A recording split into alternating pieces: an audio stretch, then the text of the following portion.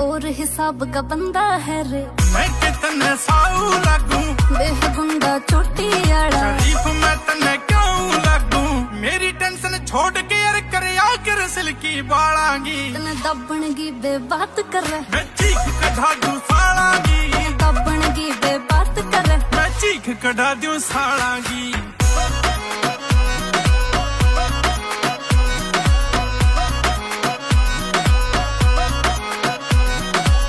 आकामा में के पढ़्यो है स्वाद ही गोरी नारा है 20 साला में 25 परचा पेंडिंग पड़ा 18 है। कुदरती आंख खड़ी रे लोड पड़े ना माल कालांगी। तने दबणगी बे बात कर रहे मैं चीख कढ़ा दूं सालांगी। दबणगी बे बात कर रहे मैं चीख कढ़ा दूं सालांगी।